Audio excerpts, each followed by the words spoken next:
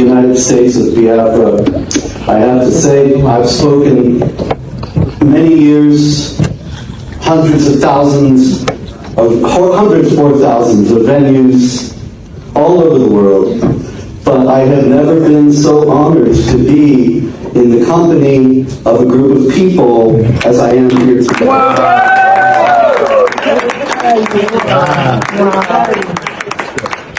And the reason for that is, of course, very clear.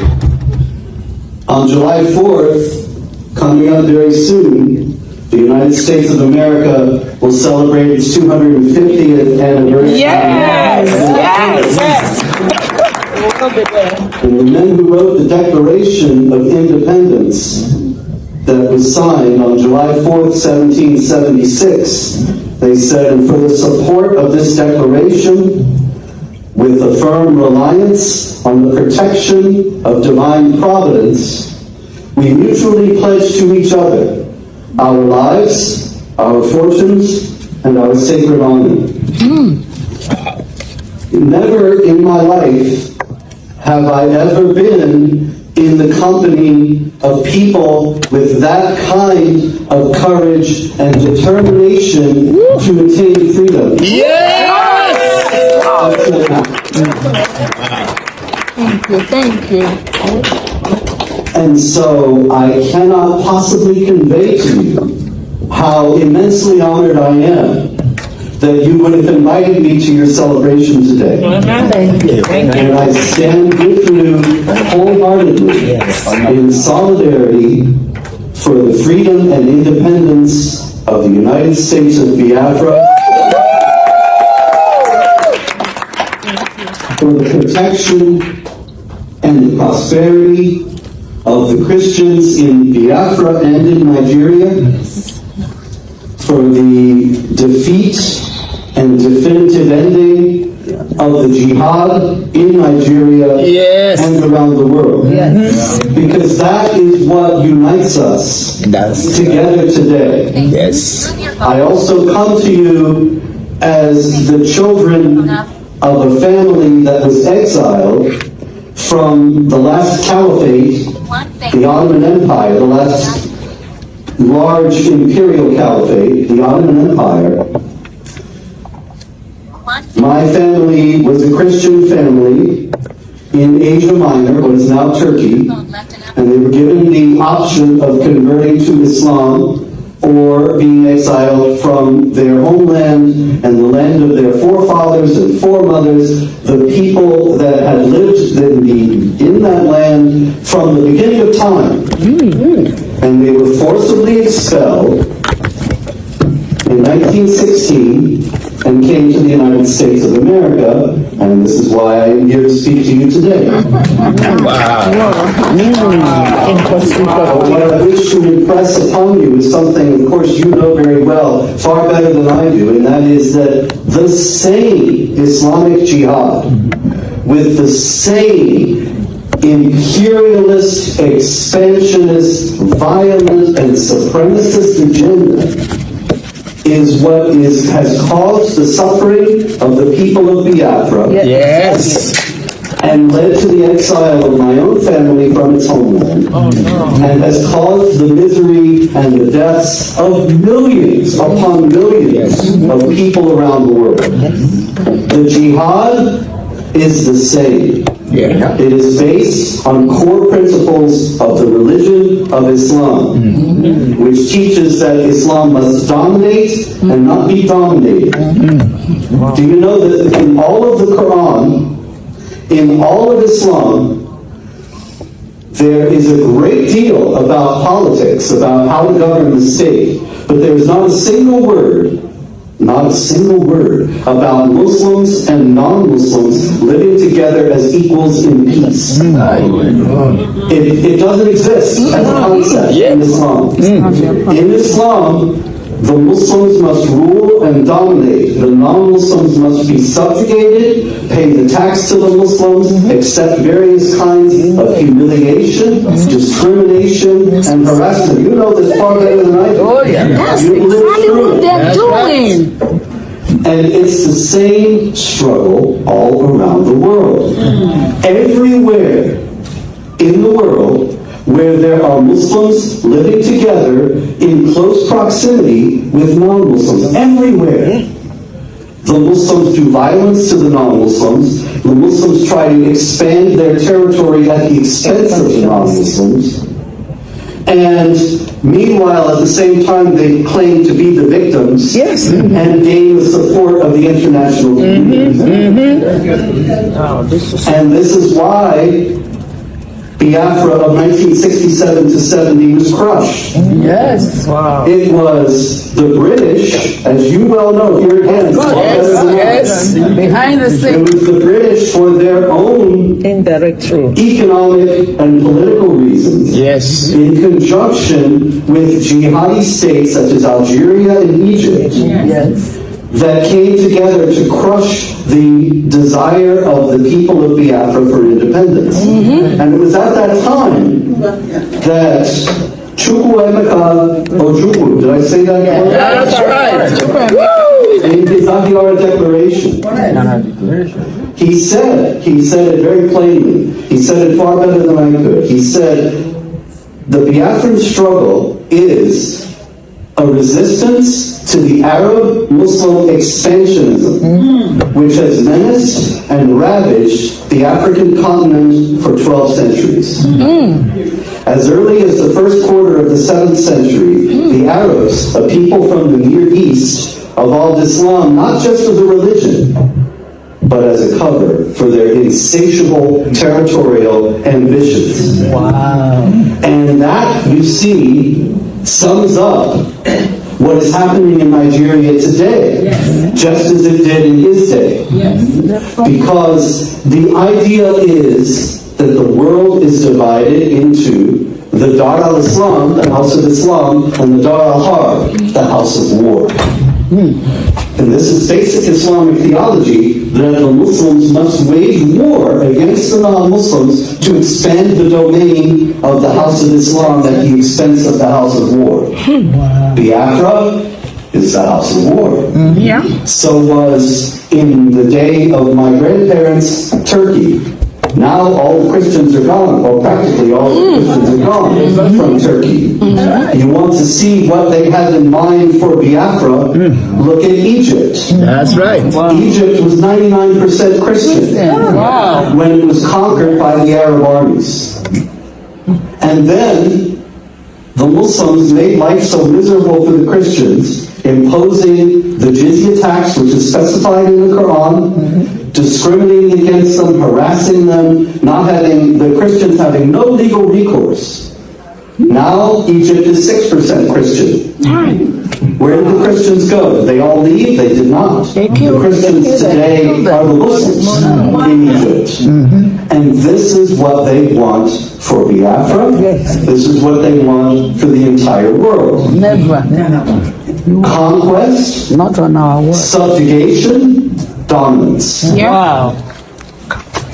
And so Ojukwu also said, our Biafran ancestors remained immune from the Islamic contagion. They resisted, they would not submit and accept the second-class status that Islam mandates for the non-Muslim. They would not submit and allow themselves to become second-class citizens in their own homeland, your own homeland. Wow. He said, our Biafran ancestors remained immune from the Islamic contagion. From the middle years of the last century, Christianity was established in our land. In this way, we came to be a predominantly Christian people. We stand out as a non-Muslim land in a raging Islamic sea. Wow. And that's why all of this is happening. The Quran says, strike terror in the enemies of Allah. This is what you are supposed to do. Who's an enemy of Allah? All of us. Why are we enemies of Allah? Because we're not Muslim. Anybody who is not a Muslim and refuses to become a Muslim is by that very fact an enemy of Allah. So what do they have to do? What is the imperative they have from their God? Strike terror in the enemies of Allah. So the idea is by the Fulani, when they strike in a Christian community, and they go in and they open fire on people who are tending their fields, who are working in their shops. They kill 50 people, 60 people, 30 people, whatever it is, every day practically. What are they trying to do? They're trying to strike terror in the enemies of Allah, just as the Quran directed. And the imperative is to get the Christians to flee or to convert. Because they don't strike the Muslims, of course.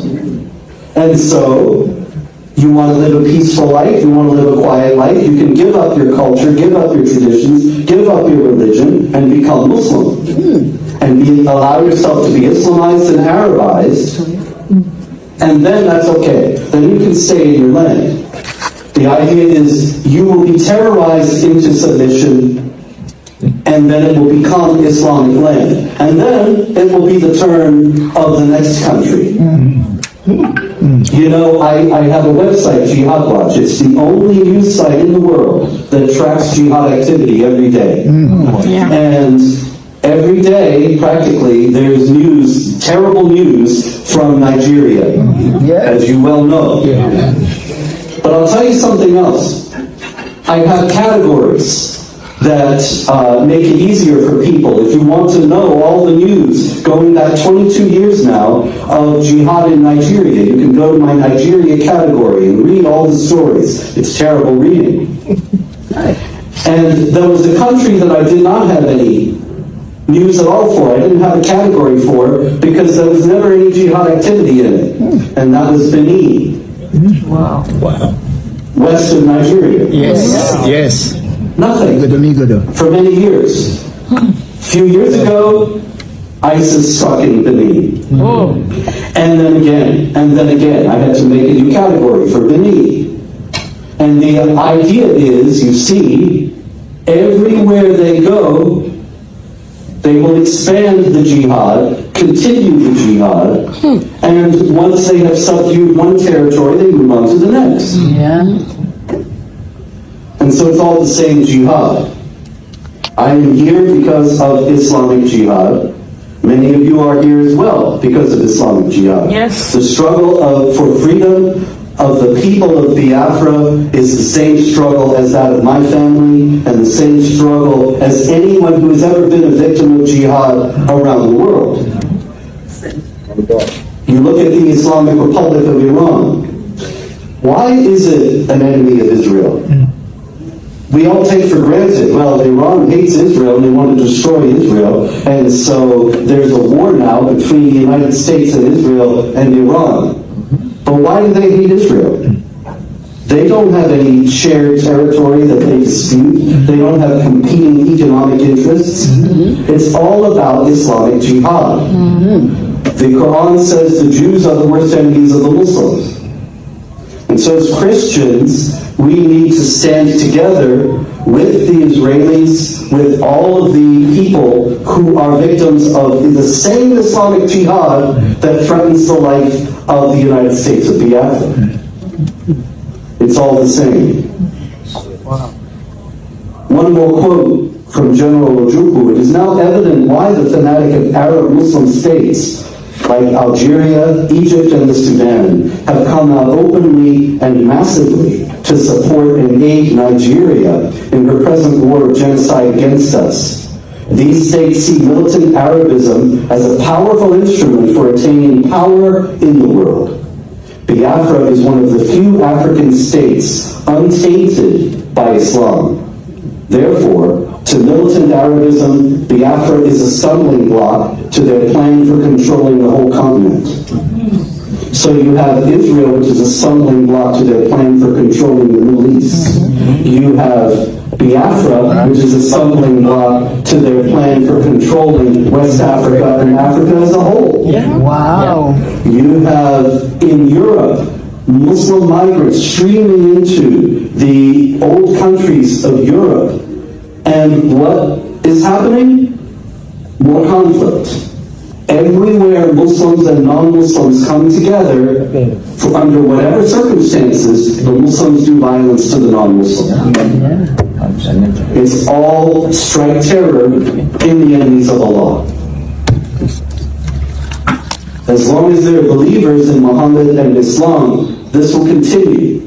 And so that gives us all, as lovers of freedom and as seekers of freedom, two choices: surrender and submission, or resolute determination to protect our faith, our homes, our families, our cultures, and our ways of life with unrelenting vigilance. And that is the choice that is before us all today. Yes. And so it's once again a tremendous honor for me to be here, to hear the inspiring words of Dr. Orobueze, and I echo her call that all of us have to fight, all of us have to stand up. Yes. And if we don't, we know what will happen. All we have to do is look at the Islamic world, much of which used to be called the Christian world. Yeah. And we can see what will happen. And so, somebody earlier on was saying, while there's life, there's hope. I was born in the state of South Carolina, and the state motto of South Carolina is Dum Spiro Spero, which is Latin, while I breathe, I hope. And so it is with that hope, that is a joyful hope in our Lord Jesus Christ, that I say to you that freedom will prevail. And Biafra will be free. Thank you.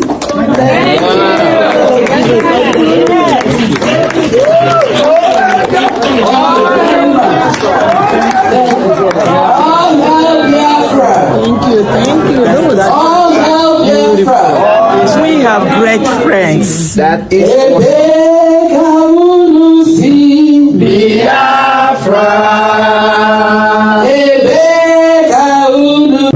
Nnamdi Kanu, British Nigerian broadcaster from London, illegally abducted from Kenya, tried under a defunct law, now serving life in Sokoto prison for words spoken in Great Britain. Meanwhile, a northern imam just recently offered a 1 million naira bounty for the head of a pastor, then doubled it to taunt his critics. No charges, no condemnation from officials. I've been corresponding with the guy. He helped him get to a safe house, but he and his family are in danger and they need help. The Nigerian government goes to great expense to rehabilitate the killers, while millions of innocent displaced victims are denied, neglected, and dying. The narrative war. The farmer-herder and climate change framing started in the Obama State Department. The original reference document was written by a career Sharia propagandist hired by George Soros. At least $10 million confirmed U.S. lobbying contracts are now running. Former Trump administration officials, Nigerian government lobbyists, northern imams, foreign agents, conflicted advisors, and now even Russian state television are among those working to shield this regime from accountability. The real narrative is this: Nigeria is in the throes of an Islamic conquest. Since 2009, they have slaughtered as many as 125,000 Christians and 60,000 Muslims. This is not simply a religious freedom issue. This is national and global security. The emergency: as many as 10 to 12 million, mostly youth, are now displaced. 50 to 60% chance of radicalization by 2030 without intervention. Most are denied by the government, who call them beggars and criminals. Without intervention, this could yield 5 to 6 million more jihadists over the next 5 to 6 years. Intervention is not hard. The international community has the money and the mandate to help if the displaced are simply recognized. In 2015, the UNHCR documented multiple displacement camps in Abuja. Today, they deny those camps exist. I have run schools in those same camps since 2020. They do exist. I affirm the cycle of violence is not inborn or inevitable. A lot of Americans write it off. Oh, that's just what they do. Yes, the children who saw their parents hacked to death often come to our schools wanting to go back and get revenge, but I can tell you, with an education, they gain character, hope, and vision, and they want to go back to rebuild. What must happen Nigeria has long been strangled by radical Islamists, predatory extraction, globalist meddling, and institutional corruption. Working with the Nigerian government to end the genocide is like working with the Third Reich to end the Holocaust. They smile and spin as they wait for Trump to leave office. Since CPC designation, killing and impunity have only gotten worse. Sanctions will not work. Visa bans will not work. They're ideologues, and they'll just pivot east. Intentional denial of recognition and aid to displaced people, intentional denial of recognition and aid in this circumstance meets the legal standard of genocide. This is provable. Indict the Tinubu administration. Arrest them. They're guilty of genocide. And it's provable. Conduct a valid census and evidentiary briefing of the displaced. They are our witnesses to genocide and they need help. Investigate the Sultan of Sokoto as a terror sponsor. Circumstantial evidence demands it. We know where the militant camps are. Wipe them out. Bring the enablers to justice. Demand the release of Mazi Nnamdi Kanu and other prisoners of conscience. Offer asylum protection to them and others threatened by this regime. Ensure a free election in 2027. It can be done for the cost of a Tomahawk missile volley. Tinubu was declared the winner with less than 9 million votes in a nation of 230 million. A free election changes everything. Let the people vote on a new constitution and self-determination. Like so many other British colonial contraptions designed to fail, separation is likely inevitable, and it is just. The time is now. Nigeria is at a crossroads. It will become either a peaceful, prosperous ally or a massive launchpad for global jihad. There is no going back to the status quo. If the world turns away after this unprecedented scrutiny, the backlash will be bloody and absolute.